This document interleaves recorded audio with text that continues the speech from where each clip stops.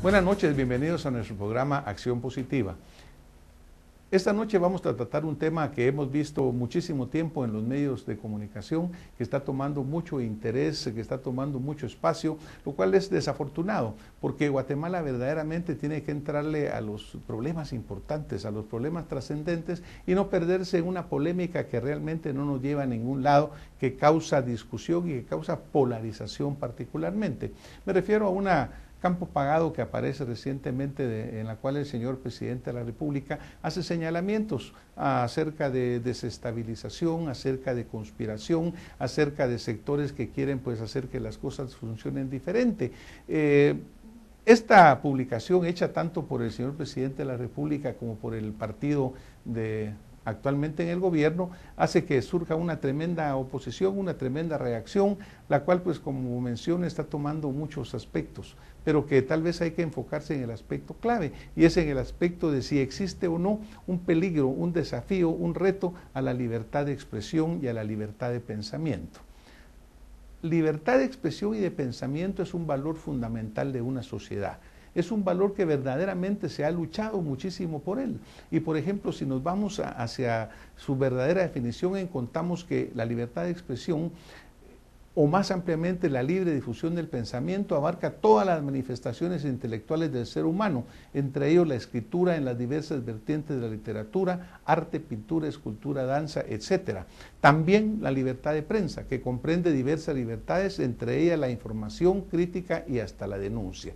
No ha sido una lucha fácil esta que hay por la libertad de expresión y la libertad de prensa. Ya cuando nos vamos a Inglaterra en el siglo XVII, a pesar de que ese país fue cuna de grandes batallas en defensa de las libertades, el Parlamento promulgó una legislación que se denominó Licensing Act, en el cual otorgaba al gobierno la prerrogativa de autorizar o no la publicación de libros, escritos o panfletos. John Milton, un connotado literato, poeta de esa época, exaltó y defendió los méritos de publicar sin previa censura, porque esta es la más atroz de las limitaciones a la libre emisión del pensamiento, y él decía: dadme libertad de saber, de hablar, de arguir libremente según mi conciencia por encima de todas las libertades. Hyde Park es ese lugar todavía en Londres en donde se puede expresar libremente la opinión, en la famosa esquina de los speakers, en la famosa esquina de los que quieren ir a hablar. La Revolución Francesa también en su lucha contra el absolutismo monárquico cristaliza en la Declaración de los Derechos del Hombre y del Ciudadano, los cuales fueron promulgados por el abate Sieyès, y que la adoptó la Asamblea Constituyente Francesa en agosto de 1798, también él consagró que la comunicación libre del pensamiento y de la opinión es un derecho, el más preciado, el más sagrado del hombre, de todos los ciudadanos que pueden hablar, escribir, imprimir libremente. La libertad, decía José Martí, es el derecho que tiene todo hombre a ser honrado y a pesar y a hablar sin hipocresía.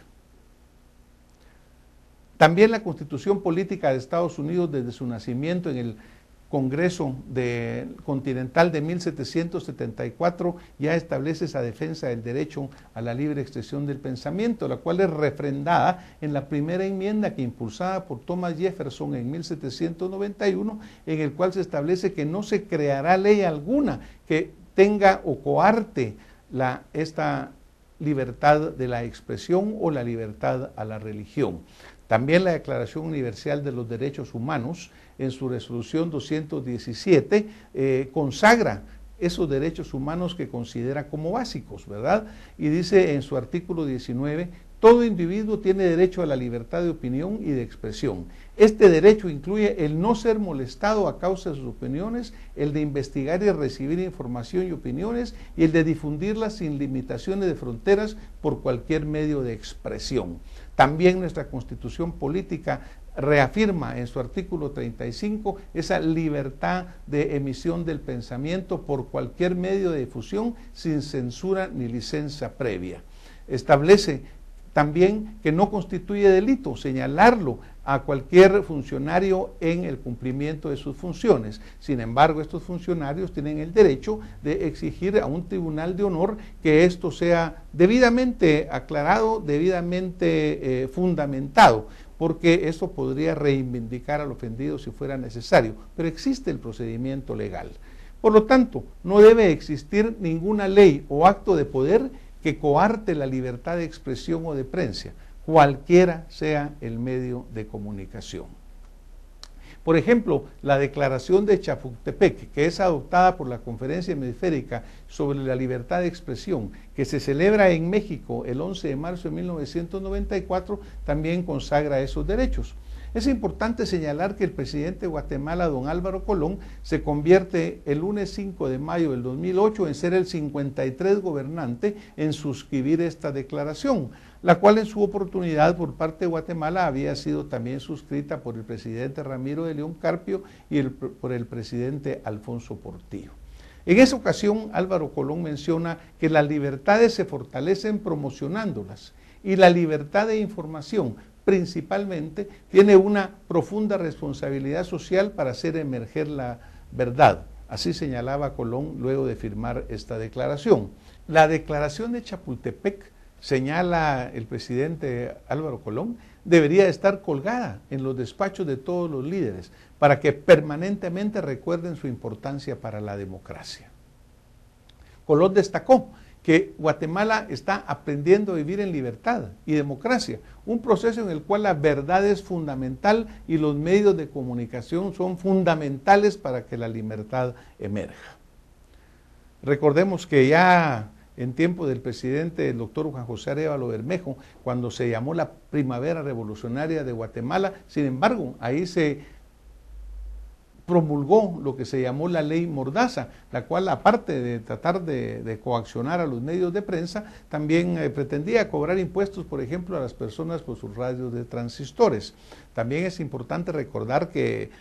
paralelo o en esa misma época, el 10 de abril de 1947 se fundó la Asociación de Periodistas de Guatemala, de la mano con esa primavera democrática de la Revolución de Octubre, para defender desde ese momento ese sagrado derecho del pueblo a la libre expresión del pensamiento.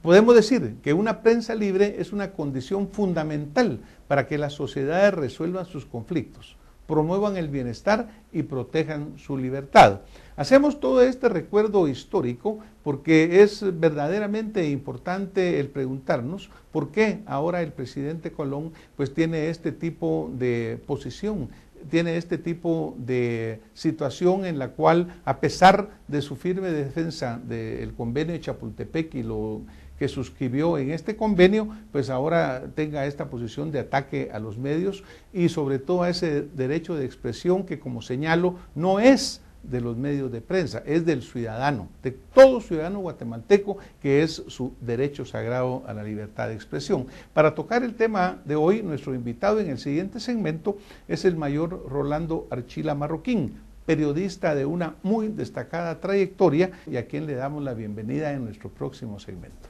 Acompáñenos a una pausa y nos vemos en un momento con más Acción Positiva.